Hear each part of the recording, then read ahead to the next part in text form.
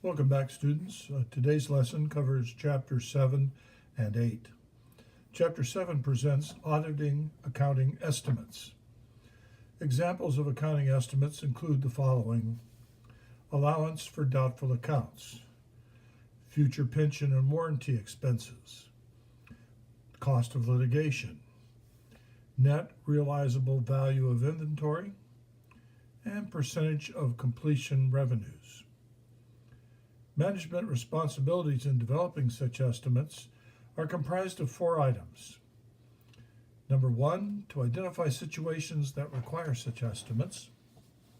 Number 2, to develop assumptions based on the most likely events and circumstances. 3, to determine the amounts in conformity with generally accepted practices and to make adequate disclosures. Number 4, to establish internal controls that reduce the likelihood of material misstatements of such estimates.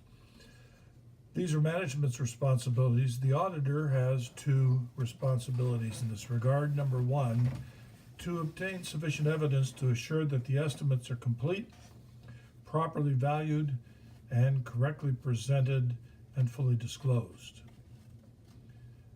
We'll discuss these in some detail shortly. And secondly, to plan and perform such procedures with an attitude of professional detachment, neither assuming guilt nor neglecting its possibility. All right. Procedures performed follow a 3-step process.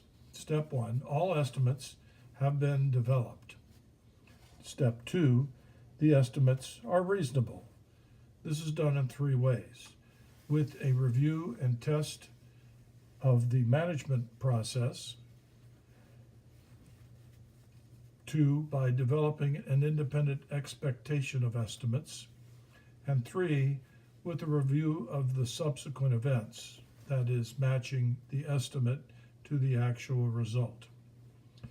And finally, making sure that the estimates follow generally accepted accounting procedures and are properly disclosed. The procedures that one performs to accomplish step 1 include these 4 items. Number 1, inquiries of management. Number 2, evaluation of claims and assessments involving litigation. Number 3, a review of the minutes of the stockholders and directors' meetings. And finally, number 4, a review of changes in business strategy.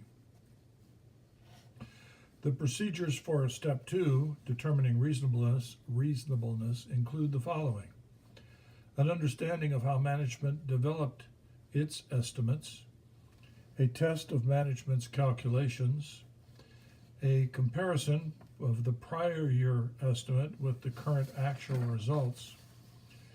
When examining reasonableness, the auditor is looking for 5 signs or ideas to be verified. Number 1, that the items are significant to the estimated amounts. Number 2, that the items are sensitive to variations. Number 3, deviations from historical patterns. Number 4, items that may be highly subjective and susceptible to bias or misstatement. And finally, to be looking for items inconsistent with current economic trends. These 5 signs are indications of the need for further investigation by the auditor. A single half-page of questions completes this chapter. We turn now to Chapter 8, which is a discussion of fair value measurements and disclosures. Some of these valuations may be quite complex, as in the valuation of some financial instruments, that is, securities, particularly derivative securities, which are based in turn on other securities. And these valuations usually follow a net present value type of calculation. 3 general approaches are appropriate for testing fair value measurements. The first, testing management's data, assumptions, and methods. These should be based on an appropriate model using data that are reasonably available. There are a number of models for such estimates, and they should be following one of the established models.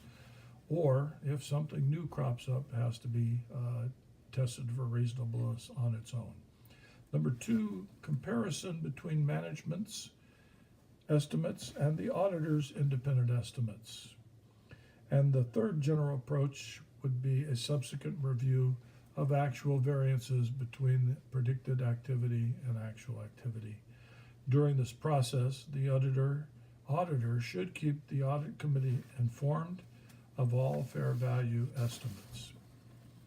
I did not note if there was a section of questions following this one, but I believe there will be one page of statements and questions to evaluate. Well, these are two rather brief chapters. We'll move on from here at the halfway point and wrap up the middle part of the accounting auditing procedure process. There is one more class to follow this, and that is scheduled to begin the